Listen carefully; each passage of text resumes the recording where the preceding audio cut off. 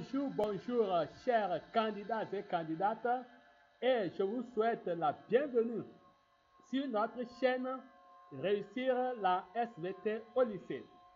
Je suis Chico comme l'envie béni, enseignant des SVT au lycée.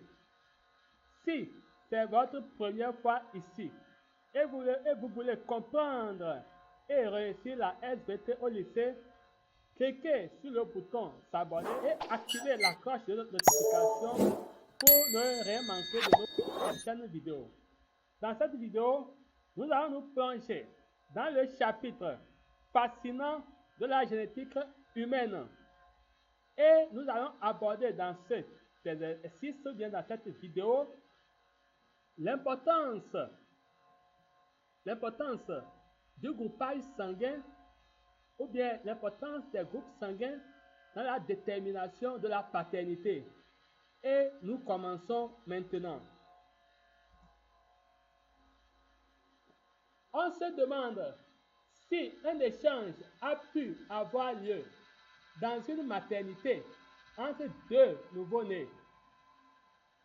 En effet, le père P1 de groupe AB+, et de mère M1, ou bien et la mère M1 de groupe O+, prétendent que l'enfant E1 de groupe AB+, ne peut pas être le leur.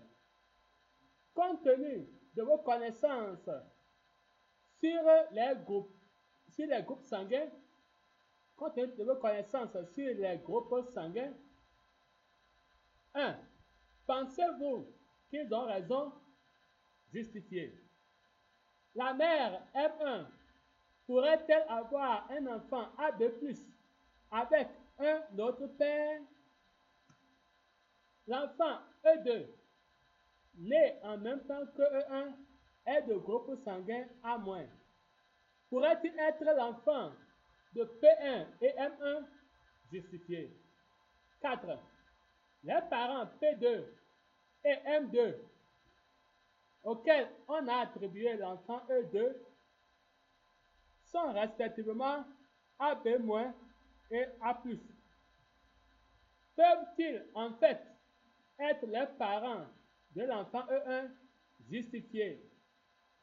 Voilà le sujet, voilà l'exercice auquel nous allons nous atteler pour essayer de déterminer la paternité pour chaque enfant. Hello, hello!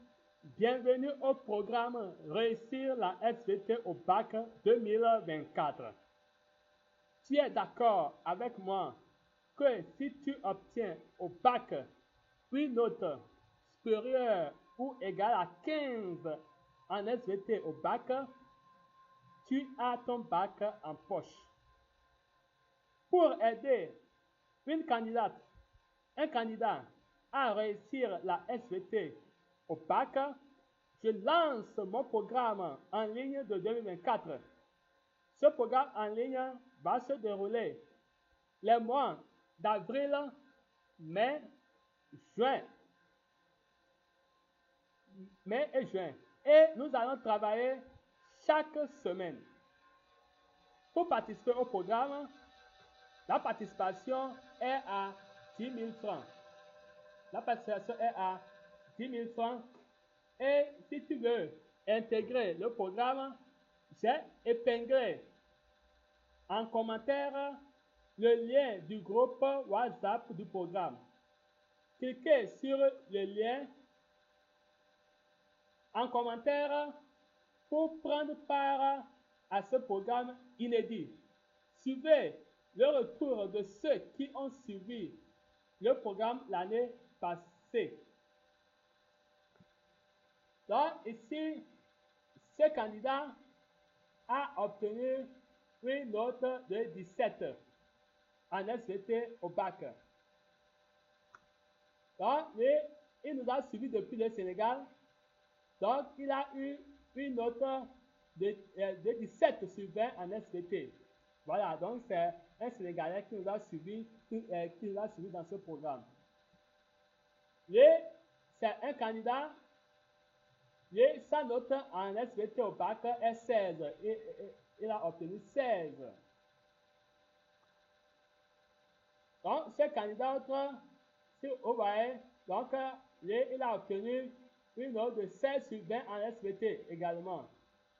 Voilà, c'est le retour que ceux qui ont suivi le programme, ils ont eu à nous faire.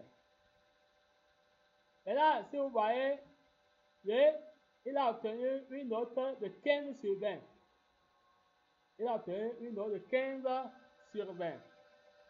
Donc, c'est maintenant aussi à ton tour d'intégrer ce programme pour réussir la SVT au bac. Le bac n'a pas de prix. S'il y a une dépense à faire pour l'avoir, il ne faut pas hésiter à le faire. Donc, je rappelle que pour prendre part à ce programme qui va se dérouler les mois d'avril, mai, juin, pour prendre part, vous avez seulement à payer 10 000 francs CFA. Et vous intégrez la classe room et on va travailler là-bas pour préparer votre note en examen. Donc, comme je l'ai dit, si tu es intéressé, si tu veux vraiment réussir à ton examen, réussir la SVT à ton examen, le lien de mon groupe WhatsApp est épinglé dans les commentaires et dans la description. Clique sur le lien, intègre le groupe et on se retrouve de l'autre côté. Donc, je vous dis à très bientôt. On se demande si un échange a pu avoir lieu dans une maternité entre deux nouveau-nés. En effet, le père P1 de groupe AB+, et la mère M1 de groupe O+, prétendent que l'enfant E1 de groupe AB+, ne peut être le leur. Compte tenu de vos connaissances sur les groupes sanguins, 1. Pensez-vous qu'ils ont raison justifiée? 2. La mère M1 pourrait-elle avoir un enfant AB+, avec un autre père? 3. L'enfant E2 né en même temps que E1 est de groupe sanguin A-. Pourrait-il être l'enfant de P1 et M1 justifié? 4. Les parents P2 et M2 auxquels on a attribué l'enfant E2 sont respectivement AB- et A+. Peuvent-ils en fait être les parents de l'enfant E1 justifié? Donc, on va passer à la réflexion sur l'exercice et tout traité. Donc, on dit que le père P1 est du groupe AB+, et la mère est 1 du groupe O+. Maintenant, ce couple prétend que l'enfant E1, qui est de groupe AB+, ne peut être le leur. Maintenant, on nous dit, on demande de savoir si ce couple a raison ou pas. Donc, nous, on ne peut pas encore se prononcer, mais avant de se prononcer, on va essayer de démontrer les faits avant de conclure si ils ont raison ou pas. Donc, ce qu'on va faire, c'est que, comme on va essayer de faire le croisement. On va essayer de faire le croisement entre AB, entre le père P1 et la mère F1.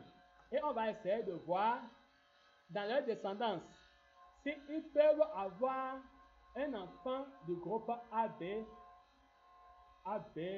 ou pas. Donc pour cette première partie, bien pour cette première question, comme on veut démontrer à partir des groupages sanguins, on peut laisser le registre et faire notre démonstration. Donc, quand on va faire le croisement entre le père qui est AB et la mère qui est O, le père Donc d'abord, ce qu'on doit savoir, c'est que les facteurs du groupe sanguin A et B sont codominants et dominent O qui est récessif. Donc ça là, on ne doit pas perdre de vue ça. Que A et B, les groupes sanguins A et B sont codominants. Et A et B dominent O qui est récessif. Donc quand on va faire le croisement entre le parent, ou bien les parents P1 et M1, parent P1 qui est du groupe AB va donner comme gamète A et B. Maintenant, la mère qui est du groupe O va donner comme gamète O. Donc, si on fait les combinaisons, donc ici, on aura A sur O. Le phénotype ici sera A. Ici, on a B sur O. Et le phénotype sera B. Donc, l'enfant héritera le facteur O de sa mère et un facteur A ou B de son père. Donc, dans la descendance, c'est que l'enfant va hériter le facteur O de sa mère et le facteur A ou B de son père. Donc, l'enfant sera du groupe A ou B, mais jamais du groupe AB. Donc, les parents P1 et M1 ne peuvent pas avoir dans leur descendance un enfant du groupe sanguin AB. Ce couple peut avoir un enfant soit du groupe A ou bien du groupe B. Donc, au regard de cette évidence, on conclut que oui, ils ont raison. Donc, le couple M1 et P1 a raison de dire que l'enfant E1 qui est du groupe AB plus ne peut être le leur. Maintenant, la deuxième question, on demande, la mère M1 pourrait-elle avoir un enfant AB plus avec un autre père? On rappelle que la mère M1 est du groupe O. Là, on demande si elle pourrait avoir un enfant AB plus avec un autre père. La réponse est que non. Non, elle ne peut pas avoir un enfant du groupe AB avec un autre père. Car étant du groupe sanguin O, elle ne peut que donner O comme gamète. Voilà. Donc, la mère M1 ne peut pas avoir un enfant du groupe AB avec un autre père. Car, étant du groupe sanguin O, elle ne peut que donner O comme gamète. Maintenant, troisième question. L'enfant E2, né en même temps que E1, est de groupe sanguin A-. Pourrait-il être l'enfant de P1 et M1? Justifié. Donc, qu'est-ce qu'on va essayer de faire? Vous allez voir que pour la première question, on n'a pas tenu compte des résultats. Là, ici maintenant, à partir du moment où on veut parler de l'enfant E1 qui est de groupe sanguin A-, on doit faire venir les quoi? On doit faire venir les ressources. Donc, l'enfant E2 là peut être l'enfant E2 qui est de groupe sanguin A-, peut être l'enfant du couple P1-EM1 si le couple P1 est hétérozygote pour le rhésus. Parce que l'enfant étant A-, si l'enfant est A-, ça veut dire que avant que moins là n'apparaisse, le moins est c'est-à-dire que c'est qu'il est homozygote. On a deux exemplaires. Donc, ça veut dire que quoi? Le père P1, qui est du groupe AB+, il doit avoir comme registre qui est caché ici. Il faut que le registre moins soit caché chez lui et le registre moins aussi soit caché chez la mère F1 pour qu'il puisse avoir un enfant du groupe A-, pour qu'il y ait la possibilité. Donc, on va aller à la question. Oui, si les parents sont hétérozygotes pour le facteur rhésus.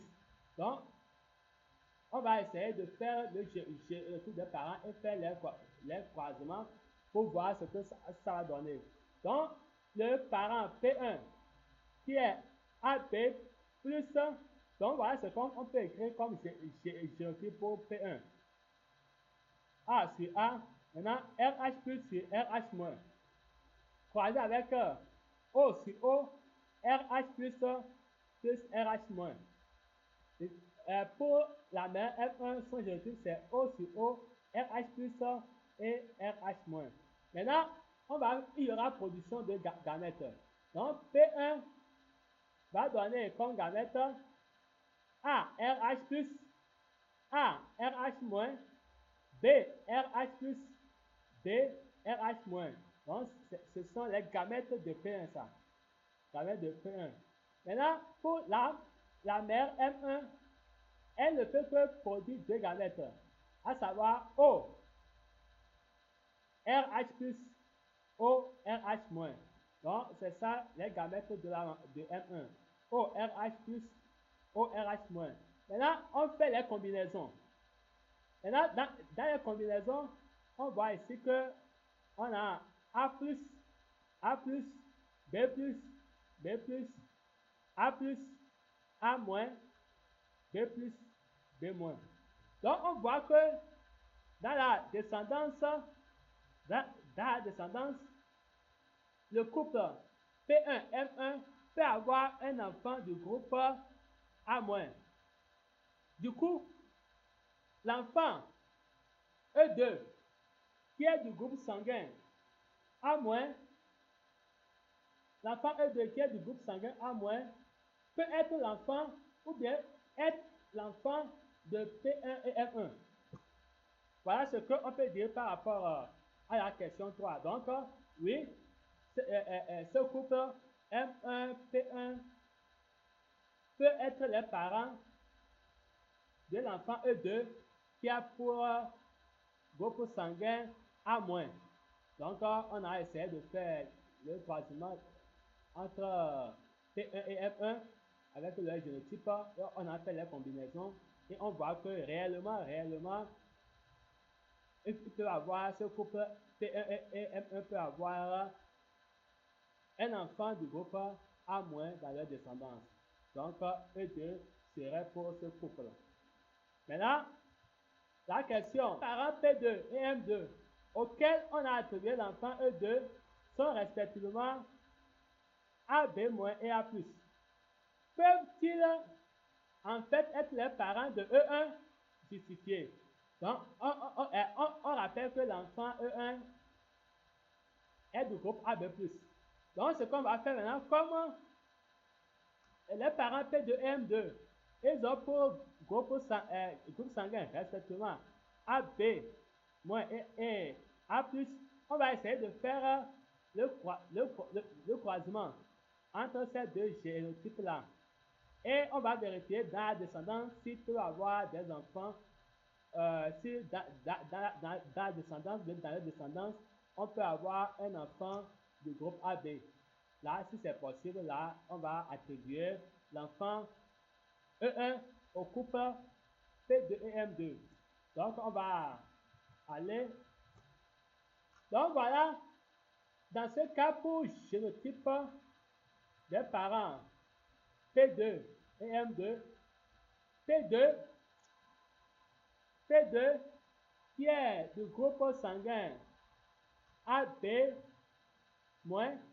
son génotype sera A sur B et RH- sur RH-.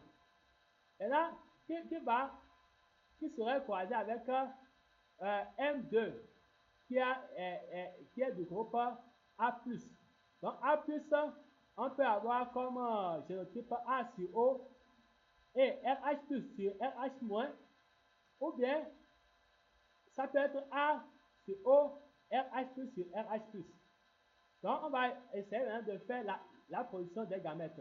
Donc si on prend le père P2, le père P va produire comme gamète A, RH+,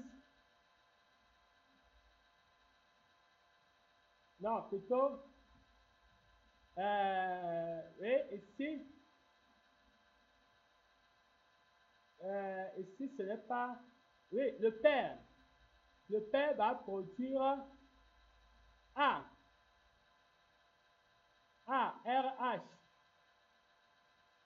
Donc ici, il y a ceci. Ici, on a permuté les choses. Donc ici, c'est pour le mâle. Et ici, c'est pour la femelle. Donc, autrement dit, ici, c'est pour P2. Donc, P2 ne peut produire que deux gamètes. RH- et, non, A, RH- et BRH-. Donc, c'est ça, on a ici A, RH- et BRH-. Donc, voilà, ici, ce n'est pas pour la femelle, c'est pour le mâle. C'est pour P2. Maintenant, M2 va avoir comme gamète A, RH+, A, RH-, O, RH+, O, RH-. Pour les candidats qui ont choisi ce génotype, voilà les gamètes.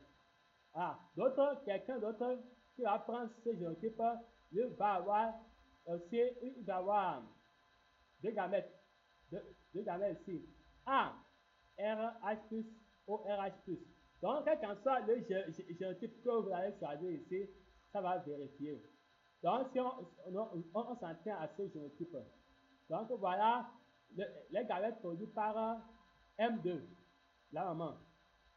Et là, pour le papa a produit ces deux gamètes. Donc, on va faire les combinaisons. Voilà les combinaisons.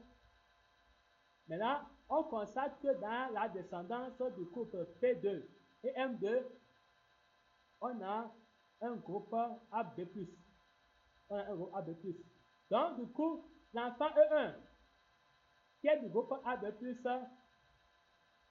a pour parents P2 et M2. Donc, oui, P2 et M2 sont les parents de l'enfant E1. Sont les parents de l'enfant E1. Donc, voilà en quelque sorte l'exercice que j'ai voulu partager avec vous dans cette vidéo. Et nous voilà arrivés à la fin de cet exercice sur l'importance des groupages sanguins dans la détermination de la paternité.